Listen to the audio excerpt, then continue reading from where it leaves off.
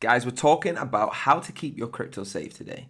Now, there has been over 5 million Bitcoin stolen online in crypto wallets just recently. So I'm going to teach you the tips you need to keep it safe. Bear in mind, I'm not a financial advisor, I do this for education purposes only. So let's get straight in. So guys, what we're talking about first is private keys. How you should maintain them and look after them. Okay, now a private key is a secure code that actually enables the holder to make cryptocurrency transactions and provide ownership of their holdings. Now you can see here, Bitcoin keys specifically feature a 256-bit string displayed as a combination of letters and numbers. It's stored within your crypto wallet, enabling you to access your Bitcoin whenever you need to. So if you've got a hard wallet, if you've got things like this, okay, they're really, really cool because you can't just go and hack it online. You need to physically have that key. Now what I would do is write that key down.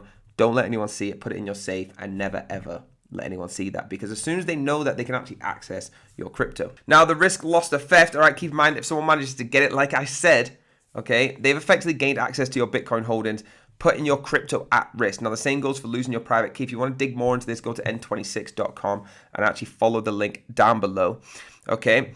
The same goes for losing your private key. If you're unable to access it for whatever reason, you'll likely be unable to access your coins. That's all the coins that are stored on that wallet. Now, your private key cannot be emphasized enough by safety. So please, don't send it over WhatsApp. Don't send it to your friend on Messenger or take a picture of it and send it over. It's got to be secure to you. Okay, the safekeeping of private keys for customers should be and is going to be a regulated financial service for you. Okay, that's what you should be doing. Now moving on to seed phrases. Go over to nerdwallet.com so you can follow exactly what it is I'm talking about.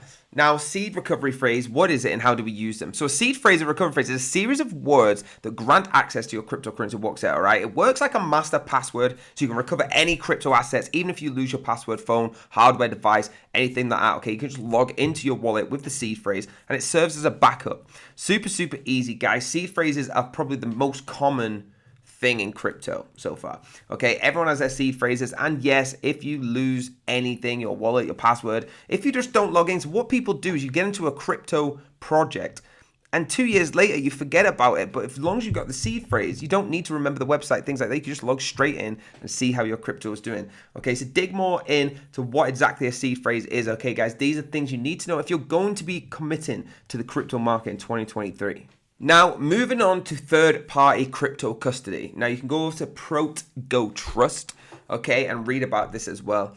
Now, the custody solutions can offer a more convenient method of crypto, okay? It offers a way to store crypto assets without the responsibility of managing your private keys. So third-party custodians are often regulated or semi-regulated entities like exchanges, banks, things like that, a licensed state of federal level third-party custody. Now, the solutions can offer a more convenient method of custody without having to actually worry about key management. Now, to experience the traditional online banking with a regular login and password, that's what we're usually doing. Now, additionally, your assets are more accessible since you don't have to worry about connecting your physical device. So your cold wallet, for example, is what we're talking about, private key to make transactions. Okay, third-party custody can actually offer a more secure solution through regulation. Third-party custodians are often registered and required to follow KYC. Okay, KYC is when you send your passport photo and your driving license photo, things like that, to make sure that you are a real human being, okay? The AML process, similar to traditional banks that you normally do. There is downsides though. The downsides to the third-party custody and control and third-party risk is when a third-party custodian control over your crypto and digital asset has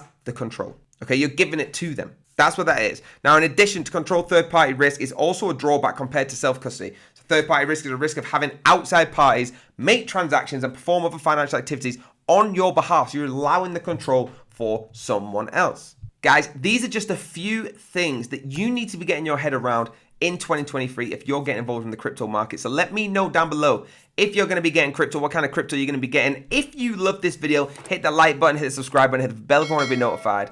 I will see you next time.